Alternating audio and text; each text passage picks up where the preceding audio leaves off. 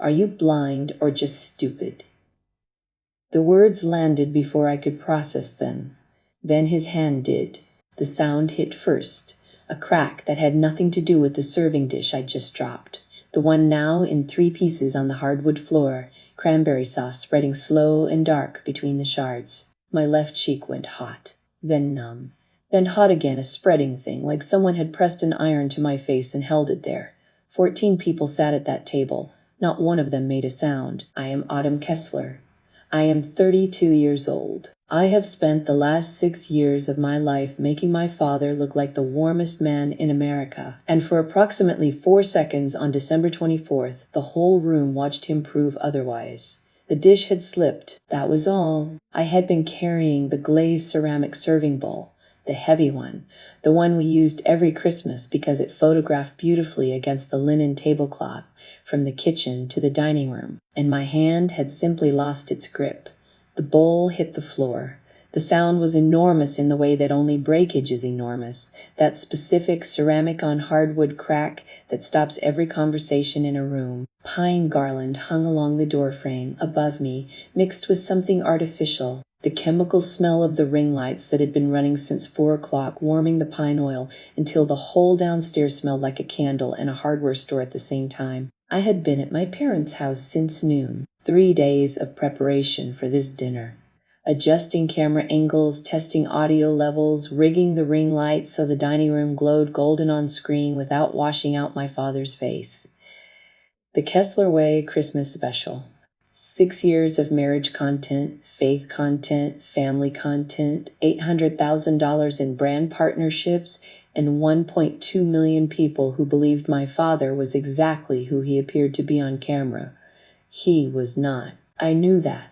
I had always known that. I was the one who made him that way. When he hit me, my father was standing at the head of the table in the navy blazer I had told him to wear because it read well on camera. His business partner, Neil Taggart from Hearthstone Media, was 3 seats to his left. The extended family, aunts, cousins, my mother's college roommate, and her husband filled the rest of the chairs. My sister Brooke sat across the table in the cream sweater I had also suggested, because cream next to my mother's burgundy created a color palette that our demographic responded to. None of them moved. Brooke's mouth curved. Not into concern, just slightly, the way it did when she felt safer than she had a moment ago. My mother Carolyn looked at her plate. The cameras were still recording, 3 of them. I had set them to auto-upload to the cloud drive as footage came in, a workflow I had built 2 years ago so I could edit from my apartment without having to transfer files manually. Right now, everything was going directly to a shared folder. The slap. The silence. 14 people choosing not to see.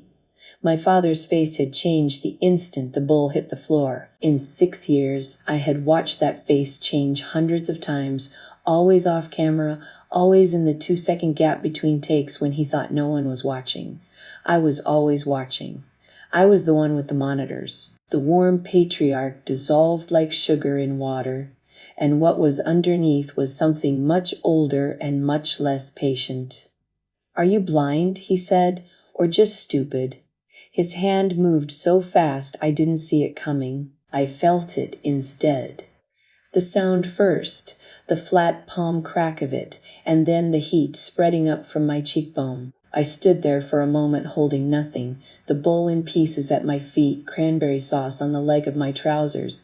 He was already turning back toward Neil Taggart. "Sorry about that," my father said, voice warm again, instant, like flipping a switch. "The holidays." He smiled. "You know how family gets." Neil looked at his water glass. I touched my cheek with the back of my hand. The skin there felt wrong, too tight, already starting to swell in that particular way that meant it would be darker tomorrow. I set my napkin on the chair. That part I remember very clearly, picking it up from where it had fallen, folding it in half, setting it down on the seat cushion with both hands very deliberately, the way you set something down when your hands need something to do that isn't shaking. The linen was warm from sitting in my lap. I pressed my palms flat against it for just a second. Then I walked to the front door. Nobody said anything. I heard silverware pick back up behind me, my mother's voice quiet, redirecting. something about the roast, and then the conversation resumed, not all at once, but in the way a fire catches one voice and then another, until by the time I reached the entry hall, it sounded almost normal. I closed the front door behind me, quietly. The latch clicked into place, and that small sound was the only one I made the whole way out. The cold outside was immediate and clarifying. December in Connecticut. My breath came out white. The driveway stretched back toward the road, and my car sat at the far end of it, and I walked to it without looking back at the house, got in, put both hands on the wheel, and sat there. 11 minutes. I know because I looked at the clock when I got in and looked at it again when I started the engine. I didn't cry. I didn't call anyone. I watched the house. Every window lit up, the Christmas tree still visible through the front room glass, the silhouette of people moving behind the dining room curtain. Someone went to the kitchen and came back. The dinner was continuing. I pulled out of the driveway and drove to my apartment. Inside, I set my bag down, took off my coat, and opened my laptop. Force of habit. 6 years of force of habit. Every night after a Kessler event, I opened the laptop, checked what it uploaded, and started pulling selects for the edit. The cloud drive notification was already there. 14 new files uploaded. Christmas dinner raw. I sat with my finger on the trackpad for a long time looking at that notification. The footage was sitting there. All of it. 3 camera angles, continuous recording. Whatever had happened at that table tonight existed now in full, unedited, backed up automatically to a server I managed and a password only I knew. I did not click it. I closed the laptop. I sat in the dark of my apartment and I pressed the back of my hand against my cheek, which had gone from hot to aching, a deep, specific ache that would still be there in the morning. Outside, somewhere in suburban Connecticut, my father was probably wrapping up dinner, shaking Neil Taggart's hand, seeing everyone to the door. My mother was probably wrapping leftover roast in foil. My sister was probably checking her phone to see how many views her Instagram story from the pre-dinner setup had gotten. And somewhere on a cloud drive that only I could access, a camera was still ticking through its post-record buffer, logging every second of what had happened in that dining room, waiting for me to do what I always did. I did not open the laptop again. It was the first night in 6 years that I did not edit. The phone was on the nightstand when I woke up. I had not turned it over before I went to sleep, which meant the screen had been lighting up in the dark all night, and by 7 in the morning there were 17 notifications waiting. I lay there and looked at the ceiling for a moment before I picked it up. My mother had sent 9 texts, which was 8 more than she usually sent in a week. I read the first one, which had come in at 11:46 the night before, while I was still sitting in the dark of my apartment with my laptop closed and my cheek aching. Your father feels terrible about what happened. He didn't mean it that way. You know how stressed he gets this time of year. That word, stressed. I had heard it my entire adult life. Your father is stressed. The brand is under pressure. He didn't sleep well. It was never what came after the word that mattered. It was always just the word itself, offered like a key that was supposed to unlock something in me, some door I was supposed to walk back through without asking what was on the other side. The second text said, "Can you come by today and help edit the dinner footage before we post? We want to get the Christmas content up by Friday." She had not asked how my face felt. She had not written the word sorry. What she had written across 9 texts was a variation of the same request. Come back, fix the footage, don't let this become a thing. There was nothing from my father. Brooke had sent 3 texts. The last one said, "Lol, drama queen. Just come back and fix the footage, it's literally your job."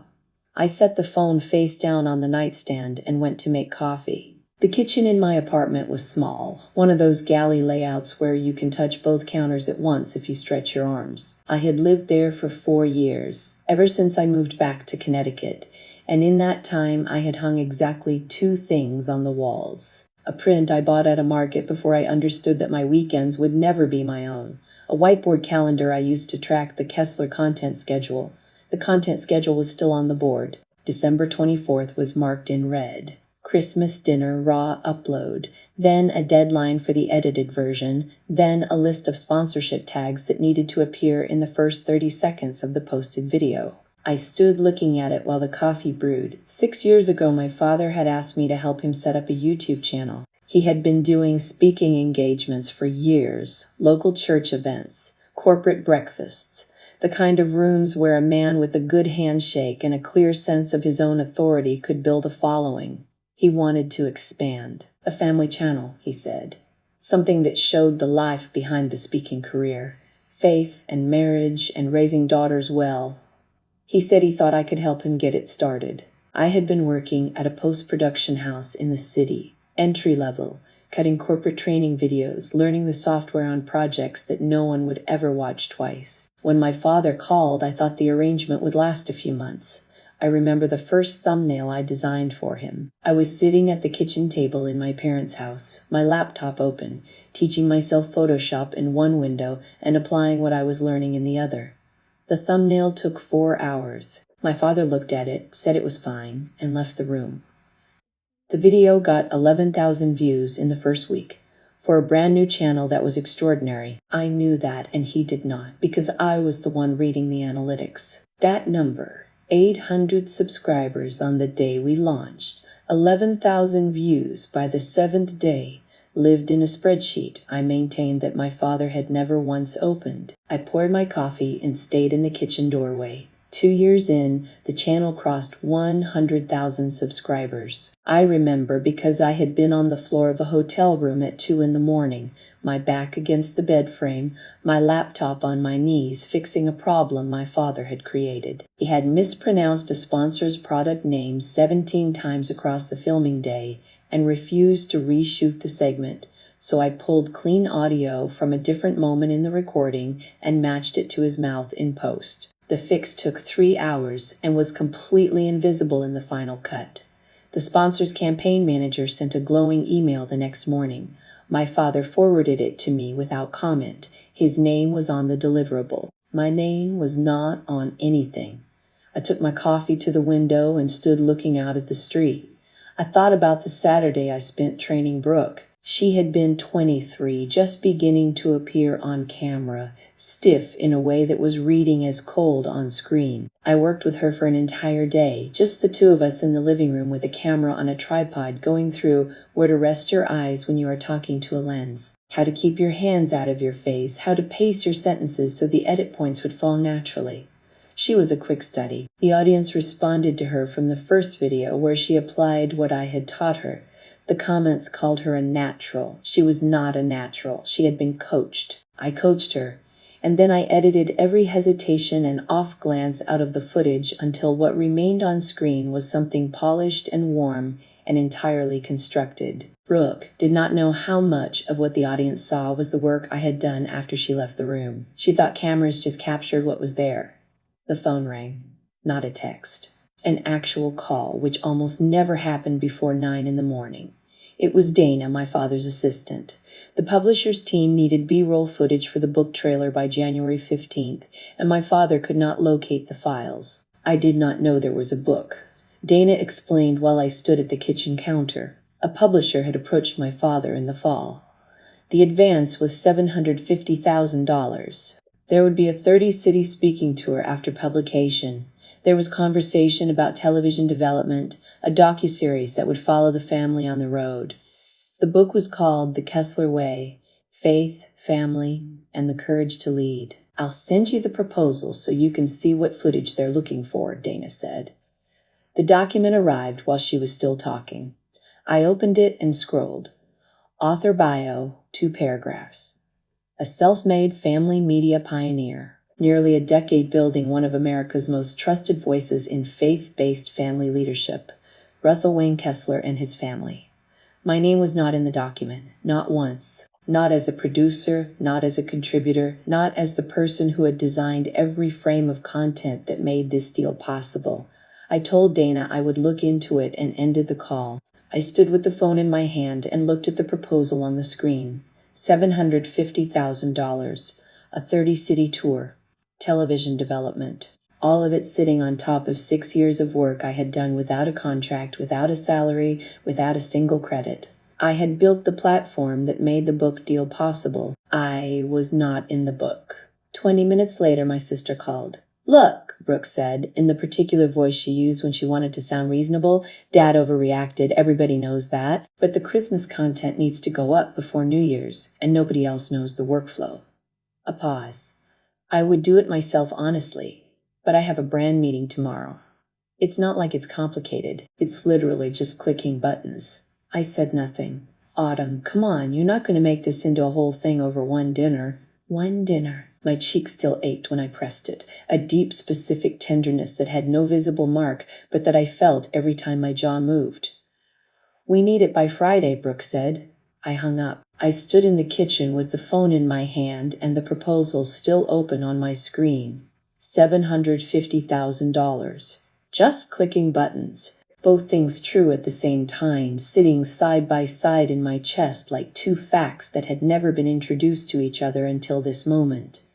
I did not call my mother back. I did not open the edit software. I left the coffee on the counter and went to sit in the one good chair by the window, and I looked out at the street for a long time. The quiet that had started the night before, when I closed the laptop and did not open it again, was still there. It had not gone anywhere while I slept. If anything, it was slightly larger than it had been, the way a bruise spreads overnight, taking up more space than you expected when you checked on it in the morning. I sat with it and did not fill it with anything. Margot picked up on the second ring, which meant she had been awake. It was 8:40 in the morning on December 27th, and Margot Reeves was always awake by 6 because she was the kind of person who used the early hours like other people used overtime, getting ahead of things before the day had a chance to complicate them. She did not say hello. She said, "Autumn, I've been telling you this for 3 years. I just never thought I'd have to say it while you were sitting in a parking lot at 11 p.m. on Christmas." I had not told her I had been in a parking lot. She knew because that was where I always ended up when something happened at my family's house, and I could not go back inside and had not yet decided where else to go. She had talked me through 3 of those parking lots over the years. She knew the pattern better than I did. "I'm home now," I said. "Tell me what happened." I told her. All of it in the flat, specific way you tell things to someone who is also an attorney and who you know is listening on 2 levels at once, the friend level and the other level, the one where information is being quietly sorted and filed. When I finished, the line was quiet for a moment. "How's your face?" "Sore. No mark." Another pause. Then, "Okay, here's what I need you to understand before anything else. You have no employment contract with your father. You have no intellectual property agreement. You have no revenue sharing arrangement of any kind." She said it the way she said things she had said before, not unkindly but without softening. "I've been telling you that for 3 years." "I know. But here's what you do have." I heard her move, the sound of a chair, the particular acoustic shift that meant she had walked into her home office and closed the door. "You built every piece of content on that channel. You manage every account, and your personal email address is the account recovery for every platform they operate, every single one." I had not thought about that. I had set it up that way years ago because I was the one who managed the technical side and it made sense at the time. It had been practical. It had never occurred to me to think of it as anything else. "You don't own the brand," Margot said. "I want to be clear about that. But without you, the brand does not function.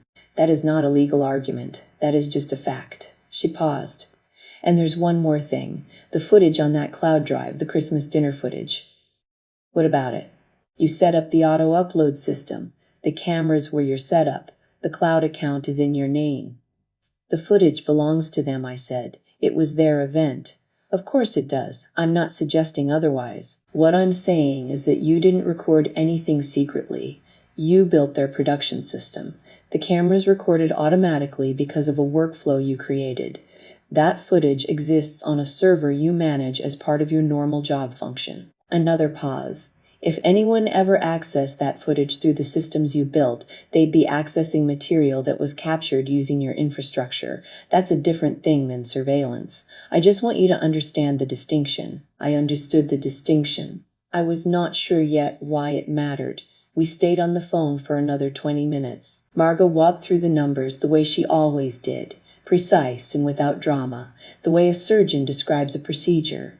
No salary in 6 years, no credit on any published content, no access to the channel's revenue data. And now a book deal worth $750,000, a speaking tour, potential television development, all of it built on a platform I had created and maintained without a single line of contract protecting my contribution. When she finished, I said, "He left a voicemail." "Your father?" "This morning." I didn't answer. He left a voicemail. I had not listened to it yet. I put Margot on speaker and played it. My father's voice came through the way it did when he was using his controlled register, not the warm public voice, not the rage that had been underneath it at the dinner table, but the third voice, the one in between, clipped and precise and certain in the way that people are certain when they have already decided what the facts are.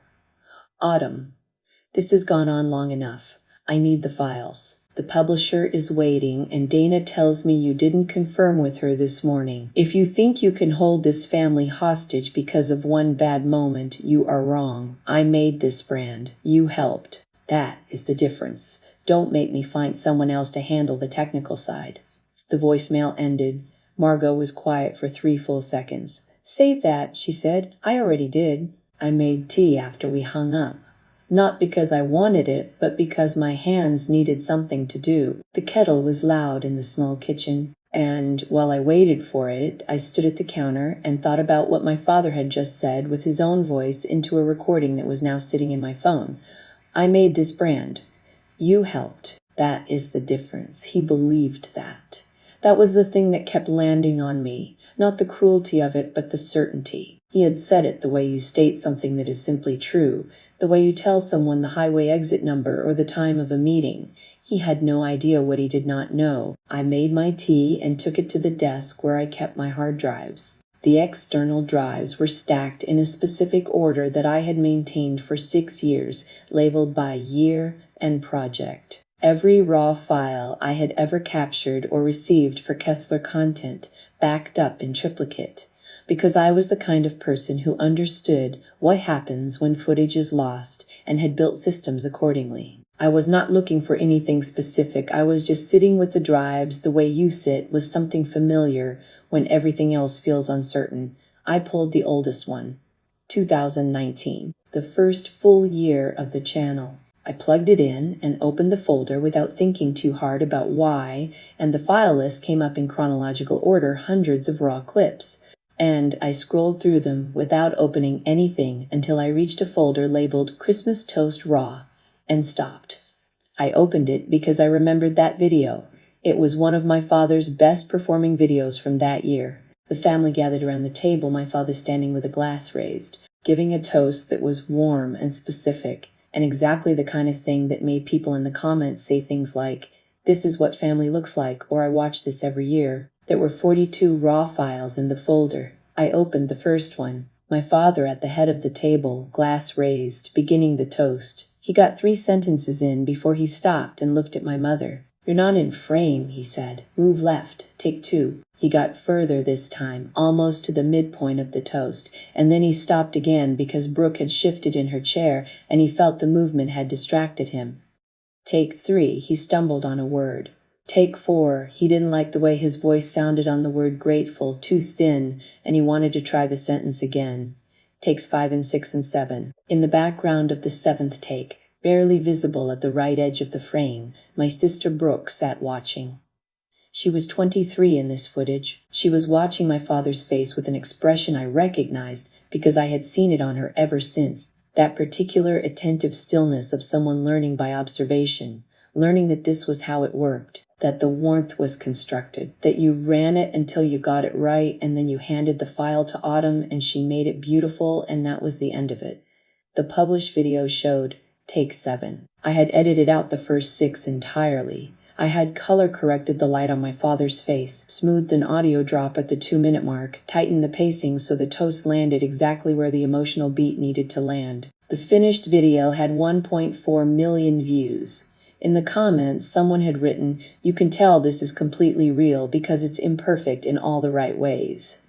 I closed the drive and sat back in my chair. My tea had gone cold. Outside the window, The afternoon light was already starting to flatten toward early dark, the way it did at the end of December in Connecticut, the sky going gray-white and featureless by 3 in the afternoon. I sat at my desk for a long time without moving. The question came in slowly, the way cold comes in through a window you forgot to close, not arriving all at once, just present suddenly in a way it had not been before. If I went back, if I opened the software and pulled the Christmas dinner footage, and did what I had always done, cut and smoothed and color corrected until the thing that had happened at that table looked like nothing, looked like a family having a normal holiday, looked like the Kessler way. What was I choosing? I did not call Russell back. I did not call Dana. I did not open the edit software. I sat at the desk with the cold tea and the hard drives and the question, and I let the afternoon go dark around me without answering it. The question stayed with me through the night and into the morning, and I still had not answered it when my phone rang 4 days into the new year, and the number that came up was one I did not recognize. I picked up anyway. Hey, a young man's voice, tentative in the particular way of someone who has been told to make a call they do not want to make. Is this Autumn? Your dad hired me to, take over the editing on the channel. I'm Kyle. I'm here at the house and I can't find any of the project files and the YouTube login isn't working. I sat very still. There's also no brand guidelines document or content calendar or anything like that, Kyle continued. I asked your dad and he said you would have everything. He gave me your number. He had given my number to a stranger without asking me. That was so perfectly consistent with how things had always worked that I almost laughed. The recovery email for the YouTube account is mine, I said. I set it up. A long pause. I could hear Kyle processing this, the silence of someone realizing the shape of the situation he had walked into. Oh, he said. Good luck, I said, and hung up. Kyle lasted 4 days. I knew because Brooke texted me on the 5th day to say he had quit, as though this information would motivate me to come back and fix what his departure had broken. I did not respond. I had sent one text in the 10 days since Christmas. It was to Margot, 1 word, and she had responded with 2 words, and that was the last conversation I had with anyone in my family's orbit. The rest of what I knew about the state of things I gathered, the way I had always gathered information, by watching the analytics from the outside through the public-facing numbers that anyone could see. The Kessler Way had not posted new content in 2 weeks. For a channel that had published on a consistent schedule for 6 years, 2 weeks of silence was the kind of gap that the algorithm noticed and penalized quietly and without announcement. The subscriber count, which had been climbing by several thousand per week for most of the previous year, had gone flat. Then it had started to move in the other direction, slowly, a few hundred at a time, the way water finds a crack. I knew what was happening because I understood how the system worked. I had built the system. The engagement rate would drop first, then the watch time, then the algorithm would stop recommending the channel to new viewers, and the existing audience would begin to drift toward channels that were still showing up in their feeds. It was not dramatic. It was just math. Neil Taggart called my father while I was at the grocery store. I did not know that directly. What I knew was that Brooke texted me the same afternoon saying Dad is losing his mind, which was the closest anyone in my family had come to an accurate description of events in years. My mother called on a Tuesday. I almost did not pick up. I stood holding the phone while it rang and thought about what I would hear if I did pick up. And then I picked up because I had spent my entire life picking up and the habit was not yet broken. Her voice was different from the texts. The text had been practical, transactional, variations of come back and fix this. Her voice on the phone was something I had heard only a handful of times before. She was crying. Autumn, sweetheart. The word sweetheart landed the way it always did when she needed something from me, soft and specific, aimed. The family is falling apart. Your father hasn't slept in days. Brooke is barely leaving her room. I know what happened at Christmas was wrong. I know it was. But you're punishing all of us, and that's not like you. Is that really who you want to be? The person who let her whole family fall apart over one dinner? One dinner. There it was again. The same phrase Brooke had used, which meant they had spoken about how to frame it, which meant it was a strategy. The guilt came anyway. It always came. That was the thing I had never been able to explain to Margot. who understood loyalty intellectually but had a functional family and so could not quite feel what I meant when I tried to describe the particular weight of it. The guilt was not logical. It did not care that my cheek had ached for 4 days after Christmas. It did not care about the $750,000 or the book proposal or the 6 years of uncredited work. The guilt was older than all of that, installed before I had the words to examine it, and it pulled toward her voice the way a plant pulls toward a window. I almost said yes. The word was forming. Then I thought about the table. 14 people. Carolyn had been at the far end, and when my father's hand had come down, she had looked at her plate. Not at me. At her plate. She had been looking at the plate when I picked up my napkin, and she had still been looking at it when I walked out. Whatever was in her voice right now, whatever the tears were built from, they were not built from having watched what had happened and done nothing. They were built from the brand being in trouble and the channel going quiet and the checks that came from the sponsorship deals not coming anymore.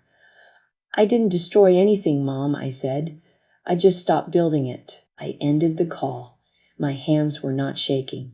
That surprised me. I had expected them to shake. I set the phone on the counter and stood in the kitchen for a moment. And what I felt was not relief, but something adjacent to it. Something that had more to do with accuracy than with comfort. 3 days later, my father posted a video. I found it through one of the public analytics dashboards I still had access to, which flagged new uploads on channels in a monitored list. And the channel was still on my monitored list because I had not yet thought to remove it. The video was filmed on his phone. The framing was slightly off-center and the light was coming from the wrong direction, a window behind him that turned his face into a silhouette half the time. There was no color correction, no audio sweetening, no cutaway footage, no lower thirds. It looked like what it was, a man sitting in a room with a phone propped against something. His voice had the practiced crack in it that I recognized from take 6 of a video we had made 2 years ago. Before I found the right audio compression settings that made his voice sound warmer and more settled than it naturally was. The Kessler family is going through a challenging season, he said, looking just slightly left of the lens. My daughter Autumn has chosen to step away from the family, and we respect her decision, but we want you to know that this brand has always been about all of us, not one person. The comments were divided in the way that public sympathy always divided, some people writing prayers and encouragement, others asking what had happened to the production quality, a few asking directly what had happened to Autumn. Someone had written, "Something feels off here," which had 47 replies. I closed the browser. I sat at my desk with the monitors dark and thought about what he had just done, which was the thing I had been doing for him for 6 years. He had taken a story and shaped it and put it in front of an audience. He had made himself the sympathetic figure. He had named me as the one who had stepped away, which was technically true and entirely misleading, and he had done it with the camera pointed at himself and no one in the room to manage the framing. The video had 11,000 views. The channel used to get 400,000 views on a bad week. I knew what a well-produced video from this channel looked like. I had made hundreds of them. What I had just watched was what the channel looked like without me, and it was not the same thing at all, and the audience could feel that even if they could not name it. What my father could not see, because he had never understood the system, was that he had just shown everyone exactly what the channel was without its invisible engine. He thought he was controlling the narrative. He had no idea what he had actually just put on display. The documentary project came through a listing I found on a freelance board, the kind of small job I would have ignored 6 months ago because I had never needed to look. The posting said, "Independent filmmaker, feature-length documentary, experienced editor preferred, rate negotiable." I sent a reel and a short note and did not expect to hear back quickly. Wes Hadley called the next morning. He was direct in the way that people are direct when they have worked long enough to stop performing patients they do not feel. He had watched the reel, he said. He had some footage he needed cut, a rough assembly of about 40 minutes of interview material, and he wanted to see how I approached it before committing to anything further. He would send the files. I could take a week. I had the assembly back to him in 3 days. The call came at 8 in the morning, which I had not expected. "This is remarkable work," Wes said, without any of the preliminary softening that people usually put around a compliment to make sure you understood it was coming. Just the sentence, flat and certain, the pacing, the emotional timing, the way you let the silence do the heavy lifting. Who taught you this? I was standing at my kitchen counter with coffee going cold beside me. The question caught me in a place I had not been prepared to answer from.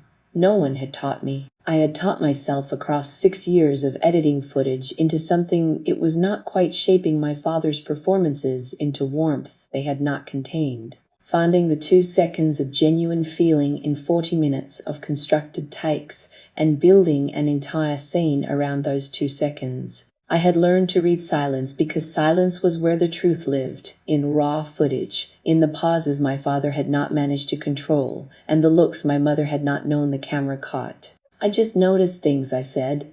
A short pause. I've worked with editors for 20 years. Most of them are good at their jobs. You're something else.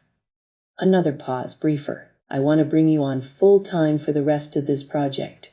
Proper rate, contract, your name on the cut. I said I would think about it, and we ended the call, and I stood in the kitchen for a long time after. The Wes footage was still open on my laptop. I went back to it that afternoon, not because I needed to, the assembly was already done, but because working on it felt different from anything I had worked on in 6 years, and I wanted to understand why. I pulled up the project and went back into the timeline hands, moving through the familiar sequence, left hand on the keyboard, right hand on the mouse. The mechanical rhythm of it that I could do without thinking after so many years. The footage was an interview with an elderly woman talking about a neighborhood that no longer existed.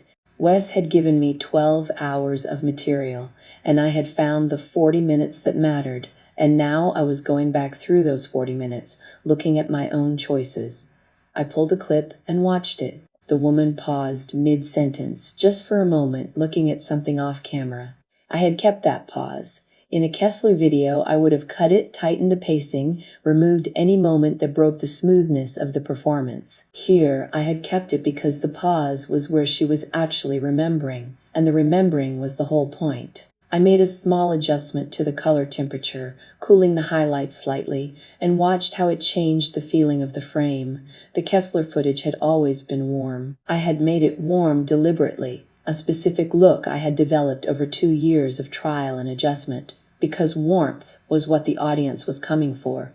Warmth was the product. I had built a visual language for a feeling my father needed to project, and had applied it consistently across hundreds of videos until it became invisible. Until people watched and felt the warmth without knowing they were feeling something I had constructed for them. I made another adjustment, this time to the audio, bringing up the ambient room tone just slightly under the woman's voice. The effect was barely perceptible. The frame felt inhabited.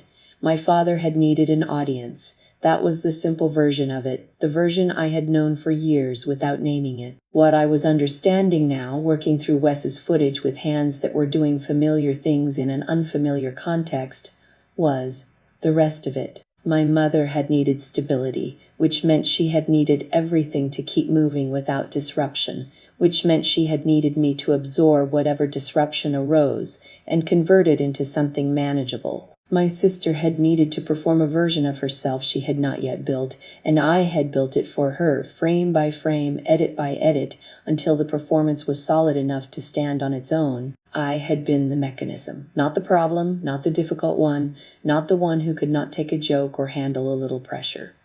The mechanism, the load-bearing structure that everything else had been built on top of. Invisible, the way load-bearing structures are always invisible until they are gone and the building starts to shift. They had not given me credit because giving me credit would have required acknowledging that the credit existed, and acknowledging that would have meant acknowledging what they owed me, and what they owed me would have meant acknowledging that they needed me, and people like my father did not acknowledge need.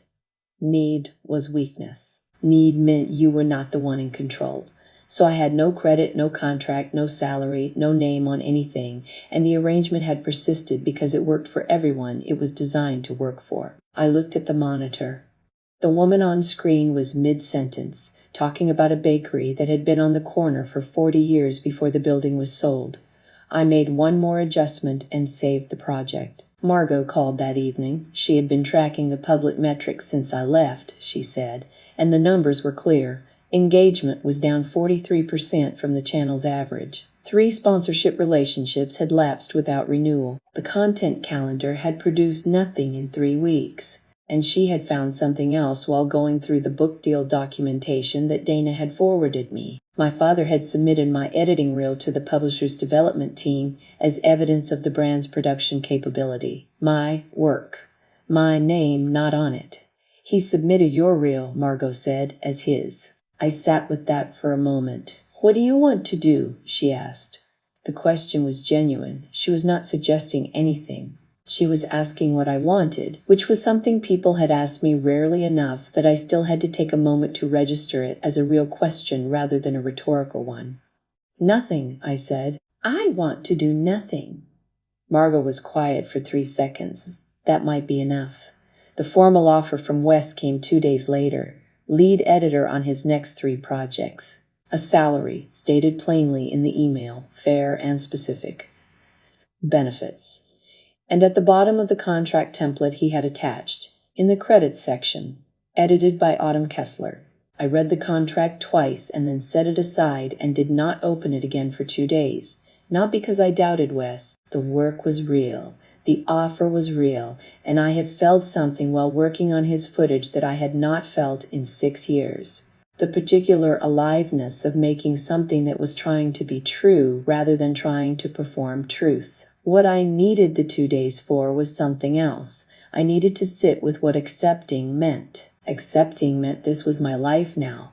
Wes's projects, my name on the work, a salary in an account with my name on that too.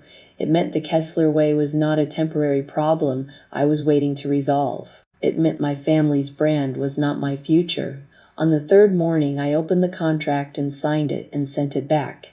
I made coffee after. I stood at the window drinking it while the street below did its ordinary morning things, and I noticed that the quiet in my chest, the one that had started on Christmas night when I closed the laptop and did not edit, had changed in quality. It was still there. It was just less like the silence before a storm, and more like the silence of a room where the work is laid out and the light is good and you know what you are there to do. The check arrived on a Friday 6 weeks after Christmas, direct deposit into an account that had my name on it and no one else's. It was not a large amount. For the hours I had put into Wes's assembly cut, it worked out to less than I would have earned at the post-production house in the city, and I had not earned much there either. That was not the point. The point was the number itself, the specific dollar amount that someone had looked at my work and arrived at, a number that meant, this is what we believe this is worth, and we are writing it down. Wes had written it down. His production company had cut the check. My name was on the deposit notification, and my name was on the project file open on the second monitor in his editing suite, where I had been working for 3 weeks in a room with proper overhead lighting and a calibrated display and a chair that was the right height for the desk. I looked at the deposit notification on my phone and then set the phone face down and went back to the timeline. There was a moment in the footage I had been circling for 2 days, an interview subject trailing off mid-sentence before picking up a different thought, and I had been trying to decide whether to cut the trail off or keep it. I kept returning to it because the trail off was where something true was happening, where the person on screen had started to say one thing and then thought better of it. And that hesitation was more interesting than anything in the sentence they eventually completed. I kept it. I marked the clip and moved to the next sequence. At some point during the afternoon, I opened my laptop to check a reference file and saw that one of the browser tabs still open was the Kessler Cloud Drive, the login page sitting there from the last time I had opened the browser weeks ago. I closed it. I did not reopen it. The files were still there, uploaded automatically, sitting in folders I had organized and labeled and maintained for 6 years. They would keep uploading. The system I had built was still running because systems do not stop running simply because the person who built them has left the room. I had never set up a shutdown protocol because it had never occurred to me that I would leave. I went back to the footage. What I knew about the state of the Kessler channel I knew from public information, the same numbers anyone could see if they knew where to look. The subscriber count was still declining, slowly, the way a tide goes out. The 3 videos my father had posted since Christmas had performed at a fraction of the channel's historical average. I had looked once the week after the contract with Wes was signed. And then I had stopped looking because the numbers belonged to a project I was no longer part of, and monitoring them served nothing except the habit I was trying to break. What I did not know, what I had no way of knowing because I was not inside that house and not inside those conversations, was that somewhere in the third week of January, Neil Taggart had opened the cloud drive. He had been doing his job. The publisher had standard requirements for content licensing verification, production documentation, proof of brand integrity. Russell had given him the cloud drive link because it was the only production archive he knew existed, and he had given it to Neil the same way he had always handed off anything technical, as though passing it to someone else completed his responsibility for it.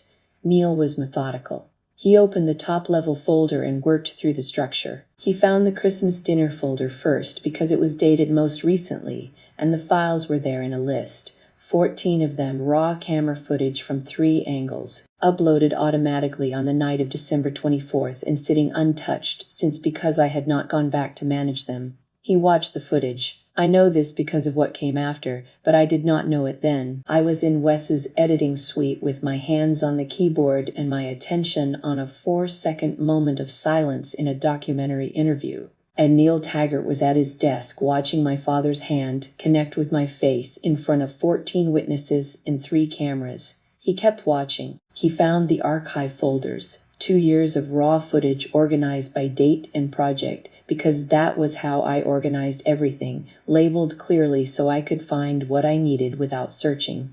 Hours of material, takes my father had rejected and demanded be removed from the final cut. Moments between moments, the real texture of what happened in that house before I smoothed it into something warmer and steadier and more loving than it actually was. In my parents' kitchen, my mother was sitting at the island when my father took a call in the next room. She could not hear the words. She could hear his voice, which she had been hearing for 30 years and had learned to read the way some people read weather, the particular change in pressure that meant something was coming that she would need to manage. The voice in the next room was not a voice she had heard often. She got up from the island and opened the pantry and looked at the shelves without taking anything from them and closed it again. She opened it a second time. She was still standing there when my father came out of his office. She said she had never seen that color on his face before. I am reconstructing this from what I learned later. At the time, I was making a small audio correction on a dialogue track and thinking about whether to take a break before the next sequence. The publisher's attorney called, my father said. They have the Christmas footage. My mother closed the pantry. She thought of a photograph. She had told me this later in a conversation I was not expecting and that I am still not sure what to do with. She thought of the family photo she had taken 12 minutes before dinner. The one where she had arranged everyone carefully and adjusted the angle of Autumn's collar because it was sitting wrong. And she had been so pleased with how it turned out, everyone in the right position, the tree framed perfectly behind them. Everyone smiling. She went upstairs. She did not come down for dinner. In 30 years of marriage, she had not once failed to come to the table when there was something to be smoothed over, because there was always something to be smoothed over, and she had always been the one who did it. That night she did not come down. She lay in the dark of her bedroom, and she did not know yet whether what she was doing was something she had chosen, or just something she was too tired to prevent. Neil Taggart forwarded a packet of files to the publisher's legal department with a memo attached.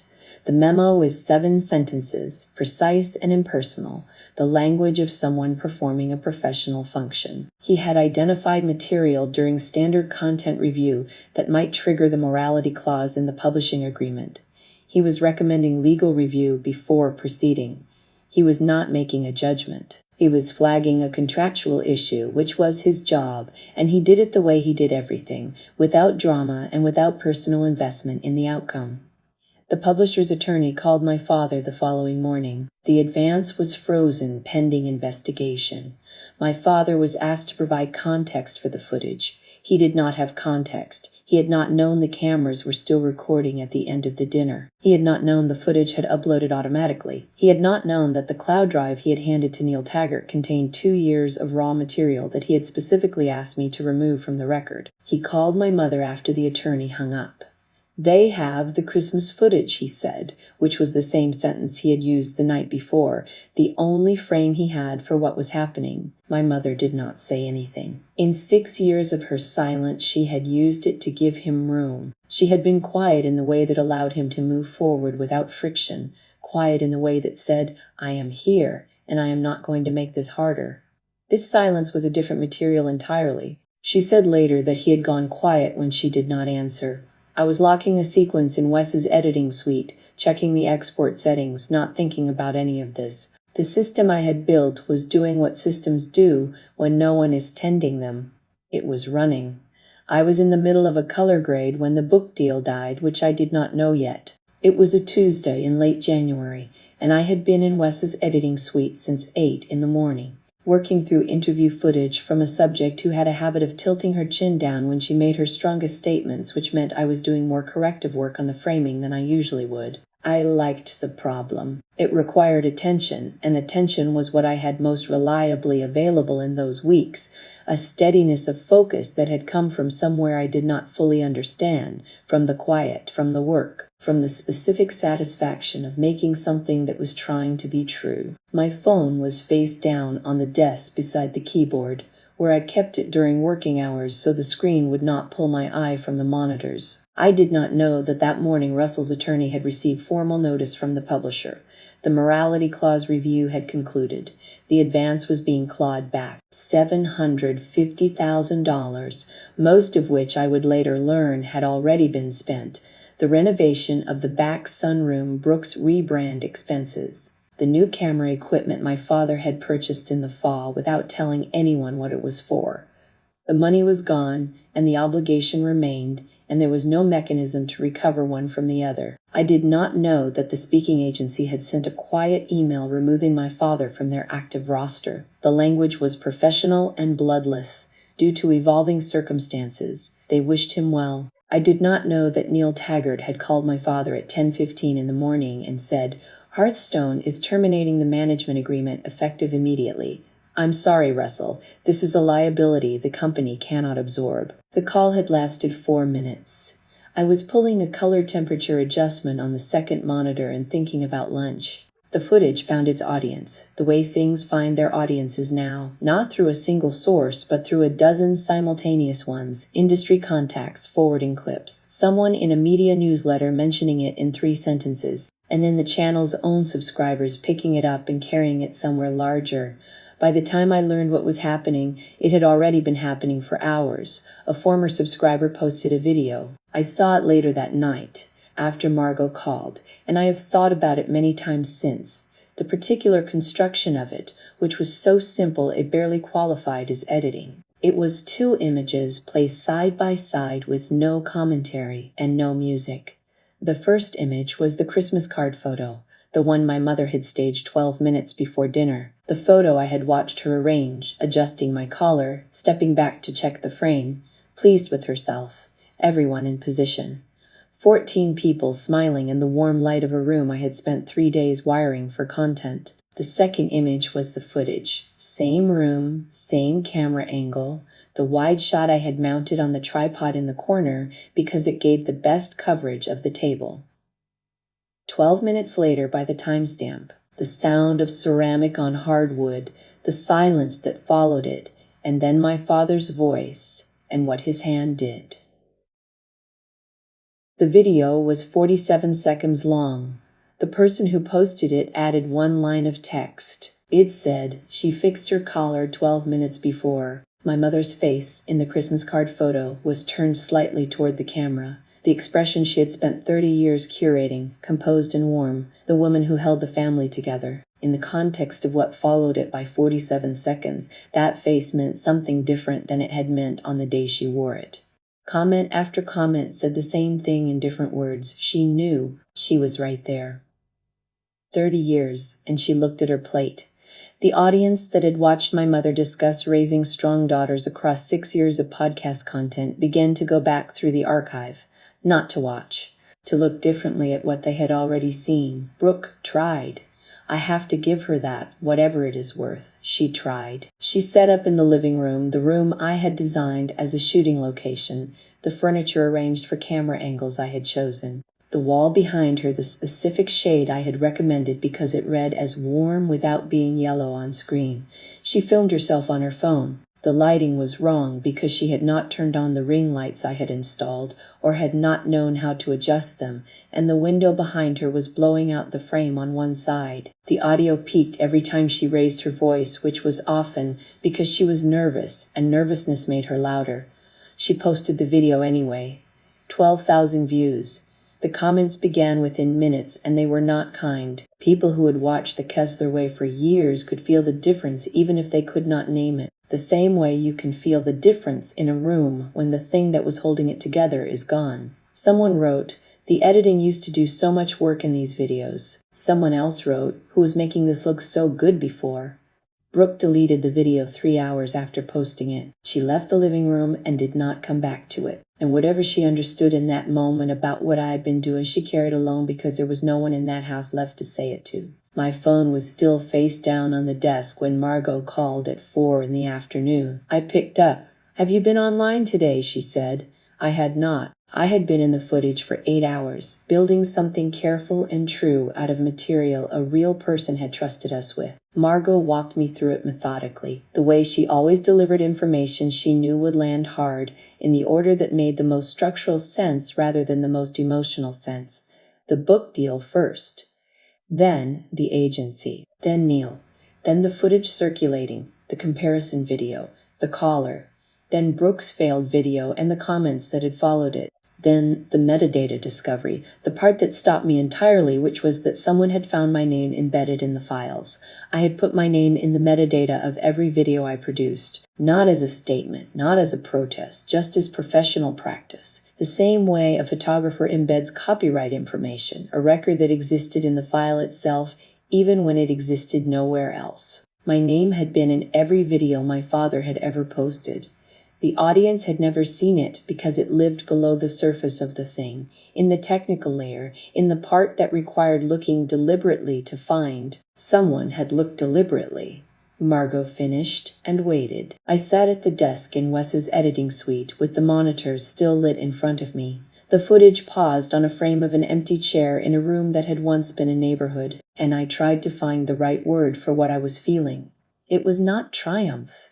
I want to be clear about that because triumph would have been simpler and cleaner, and it was not what was there. What was there was something more complicated, a kind of grief that had no clean object, the sadness of watching something be destroyed even when the destruction was just, even when the thing that was being destroyed had been built on material that was never mine to give. I had built it. Whatever it had been, whatever it had become, I had built it with 6 years of specific skill and sustained attention and work that no one had named until now, when it was named only by its absence. "Are you okay?" Margot asked. I thought about how to answer that honestly. "I think I built something real," I said, "and they used it to make something fake. And now the real thing is the only thing left standing, and it's not even in their hands anymore." Margot did not say anything for a moment. "No," she said, "it's in yours." I looked at the monitors. The paused frame, the empty chair, the light coming through a window in a neighborhood that no longer existed. Wes's footage. My cut. My name on the project file. It had always been in mine. That was the thing I had needed: 6 weeks and a stranger's documentary and a direct deposit notification to understand fully. The skill was not the channel. The channel was just where the skill had been housed for 6 years, without credit or compensation or acknowledgement. The skill itself had never belonged to any of them. It had never been theirs to take. I saved the project and began to shut down the suite for the evening. 3 months after Christmas, I was sitting at my desk in my apartment at 11 at night, working on the final cut of Wes's documentary, when I paused the timeline and read the opening credits for the first time as a complete sequence. Directed by Wesley Hadley. Produced by Hadley Films. Edited by Autumn Kessler. I sat with that for a while. It was the first time my name had appeared on anything I had made. not in a metadata field that required a technical application to read, not in an internal file name on a drive that only I accessed. On the thing itself, in the sequence that played before the documentary began, in the place where the audience would see it. Edited by Autumn Kessler. 11 words, or 3 words, and a name, and I had to read them several times before they felt like something that could be true. The documentary premiered at a regional film festival on a Thursday evening in March. Wes had rented a van and driven down with 2 of his other collaborators and me, and we had eaten sandwiches in the parking lot before the screening because the festival catering was expensive, and none of us were at a point in our careers where expensive was comfortable. The theater held 200 people, and it was nearly full, which Wes said was good for this festival. And I had sat in the back row because I preferred to watch an audience watch something rather than watch the thing itself. They were quiet in the right places. That was what I noticed. The silences I had chosen to keep, the moments I had decided not to cut the trail-offs, and the pauses and the 2 seconds of a woman looking away from the camera before she could answer. The audience stayed in all of them. They did not shift or cough or check their phones. They stayed, and that staying was the only review that mattered to me. The editing award was announced at a small ceremony the following evening in a hotel conference room with too many folding chairs. When they read my name, I walked to the front of the room and stood at the microphone and looked out at the folding chairs and the people in them, which was not something I had ever done before. Stood in the front of a room with people looking at me. I had been behind the camera for my entire working life. I had been the person the frame was pointed away from. Standing at the microphone, I had a brief specific sensation of wrongness, not unpleasant, just unfamiliar, like wearing a coat that fit but that you had never tried on before. I noticed things, I said. Thank you. Someone in the 3rd row laughed warmly, and then more people did. And I walked back to my seat with the small award in my hand and the particular feeling of having said exactly what I meant in fewer words than I would have thought possible. On the drive home, I held the award in my lap and looked out the window at the highway and thought about almost nothing. What I knew about my father's situation by that point. I knew from Margot, who kept me informed with the brisk efficiency she brought to everything, and from the public record, which told most of the story on its own. The advance repayment was being pursued by the publisher's legal team. There was no speaking tour. There was no television development. The channel had dropped below 300,000 subscribers, and the number was still moving in the same direction. Slowly, without drama, the way things end when no one is actively sustaining them. My mother had moved to her sister's house in Pennsylvania sometime in February. I knew this because my aunt had called me not to explain or to take sides, just to say that my mother was there and was not ready to talk, but wanted me to know she was somewhere. I thanked my aunt, and we did not speak for long. What my mother had left on the kitchen counter before she went, I did not learn about until later. My father was still in the house. He had not called me. He had not written. This was consistent with everything I understood about him, because calling me would have required acknowledging something he had spent his entire life organizing his identity to avoid acknowledging, which was that the thing he had built was not built by him, and that the person he had dismissed as the tech person was the reason any of it had ever looked the way it looked. He could not make that call.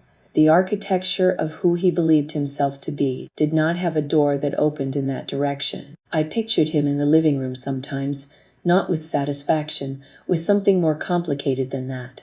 The ring lights unplugged, the tripods folded against the wall, the house designed for an audience that had left, my father in the chair where he used to film, looking at a camera that was off, in a room that was dark except for whatever light came in from the street.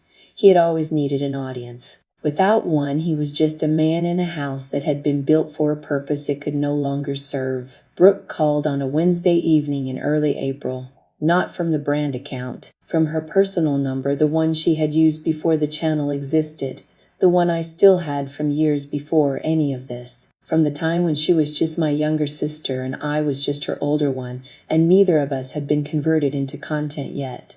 I watched the name on the screen until it stopped ringing. She left a voicemail. I listened to it once, standing in my kitchen with the phone held a few inches from my ear, which was how I listened to things I was not sure I could hear all the way through. Her voice was not performed. That was the first thing I noticed. There was no influencer cadence, no upward inflection at the end of statements, none of the rhythms I had watched her practice in that living room on the Saturday I spent coaching her. She just sounded like herself, which was younger than I expected and more confused. "I know you're not going to call me back," she said. "I just wanted to say that I didn't know how to do any of it. I thought I did. I didn't." That was the whole message. 12 seconds. There was one more thing, near the end, almost an afterthought. Mom left a note on the counter before she went. She wrote that she couldn't pretend anymore. 3 words and a period.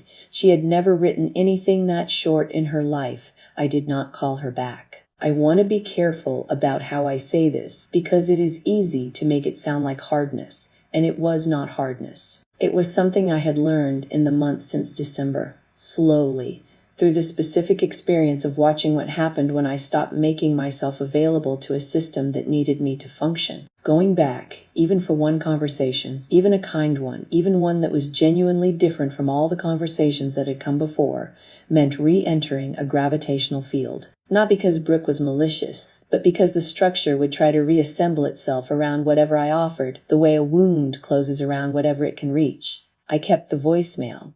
I did not know why then. I think now it was because it was the only true thing any of them had said to me in a very long time, and true things are worth keeping even when you cannot do anything with them. 2 weeks later, I was at my desk late in the evening working on the opening sequence of a new project, when I opened a second browser tab without entirely meaning to, and found myself looking at the Kessler Way channel for the first time in months. The last video was the one my father had posted in February, a 5-minute monologue handheld, the framing slightly wrong, the light from the window behind him making his face hard to read. 41,000 views. 2,000 comments. I scrolled through them without reading carefully until one stopped me, posted 3 weeks earlier by an account with a small profile photo of a woman who appeared to be somewhere in her 50s. The old videos were beautiful. Whoever made them was an artist. I hope they're doing well. I read it twice. Then I closed the tab. I opened the editing timeline. The new footage was there, organized in the bins the way I organized all footage now, by subject and emotional register and the quality of the light. Wes had given me latitude on this project that I was still learning how to inhabit, the latitude of someone who trusted that the person they had hired understood what they were doing. I pulled a clip and dropped it in the timeline and moved the playhead to the beginning and pressed play. I had not destroyed my family. I had just stopped pretending they were one.